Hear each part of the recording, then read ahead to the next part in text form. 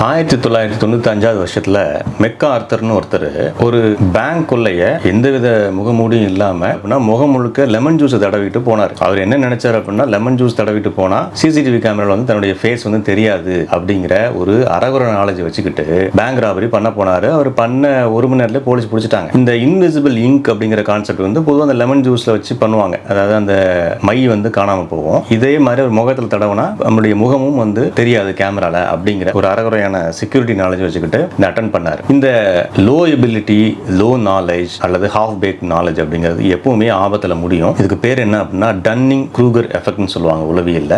சில பேர் நீங்க பார்க்கலாம், கொஞ்ச நாளைக்கு ஏதாவது ஒரு பிசினஸ்ல வேலை பார்த்துருப்பாங்க அல்லது ஏதாவது ஒரு விஷயத்தை படிச்சிருப்பாங்க. படிச்சுட்டு அந்த ஃபீல்ட்லேயே தான் எக்ஸ்பர்ட் அப்படிங்கிற ஒரு எண்ணம் வந்துடும். டக்குன்னு ஏதாவது ஒரு முடிவு எடுப்பாங்க. அந்த முடிவு வந்து மிகப்பெரிய ஆபத்தில் கொண்டு முடிக்கும். இது பிசினஸ்ல நடக்கும் அல்லது ஒரு சயின்ஸ்ல நடக்கலாம், பாலிடிக்ஸ்ல நடக்கலாம், ஆபீஸ்ல நடக்கலாம். இது நிறைய இடங்கள்ல வந்து ஓவர் கான்ஃபிடன்ஸ் அப்படிங்கிறது நடக்கும். உதாரணத்துக்கு ஒரு ஹோட்டல்ல ஒரு மாஸ்டர் வேலை பார்த்தா திடீர்னு ஒரு ஹோட்டலை போய் ஆரம்பிப்பாரு. அந்த இடத்துல அவர் என்ன பண்ணிருப்பாருன்னா ஒரு குறிப்பிட்ட வேலையை மட்டும் பண்ணிருப்பாரு. ஆனால் ஒரு ஹோட்டல் நடத்துறதுங்கிறது ஒரு பெரிய விஷயம். இந்த மாதிரி குறைந்தபட்ச அனுபவங்களை வைத்துக்கொண்டு ஒரு புதிதாக நம்ம ஒரு விஷயத்துல போய் இறங்குறோம் அப்படின்னா அது எப்பவுமே ஆபத்துல முடியும். நமக்கு தெரிந்த குறைந்தபட்ச நாலேஜ் வச்சுக்கிட்டு நம்ம அதில் எக்ஸ்பர்ட்னு நினைப்போம். ஈவன் நீங்களும் அந்த உணர்ந்திருக்கலாம். இந்த போட்டித் தேர்வு படிக்கிறவங்களாம் வந்து அரசியல் அறிவு பற்றி புத்தகத்தில் நாலு விஷயம் படிப்பாங்க. 4 விஷயம் படித்த உடனே வந்து தான் ஒரு அரசியல் மேதைங்கிற எண்ணம் நிறைய பேருக்கு அது இயல்பா தோண ஆரம்பிச்சிடும். அல்லது அந்த ஃபீல்டில் ரெண்டு எக்ஸாம் எழுதியிருப்பாங்க. அந்த எக்ஸாமுடைய அனைத்து தகவலும் கரைச்சி குடிச்ச மாதிரி என்ன பண்ணுவாங்கன்னு நினச்சிக்குவாங்க. ஆக்சுவலாக எந்த ஒரு துறையிலுமே நம்ம எதையுமே முழுமையாக கற்றுக்கிறதுக்கு எப்பவுமே வாய்ப்பு இருந்துகிட்டே இருக்கும். அது ஒரு நெவர் எண்டிங் ப்ராசஸ். அந்த எண்ணம், அதாவது ஓவர் எஸ்டிமேஷன், ஓவர் கான்ஃபிடன்ஸ் வந்து வரக்கூடாது. அன்கான்ஷியஸ்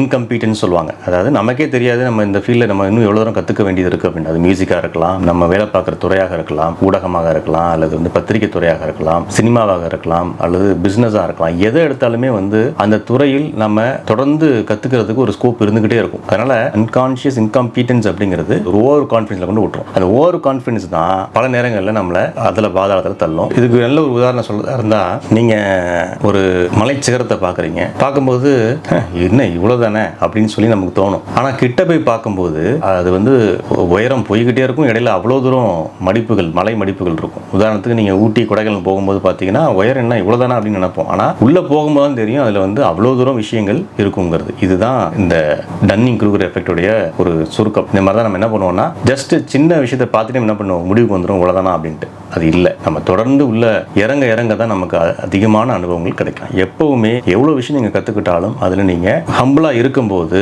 உங்களுடைய லிமிட்டேஷன் தெரியும். உங்களால எது முடியும், எது வரைக்கும் முடியும், எதெல்லாம் முடியாதுங்கிற ஒரு லிமிட் தெரியும். அது தெரிவதற்கு முன்னாகவே நமக்கு எல்லாம் தெரியும் அப்படிங்கிற எண்ணம் வரக்கூடாதுன்னு சொல்றது அந்த டன்னிங் க்ரூகர் எஃபெக்ட் அப்படிங்கிறது.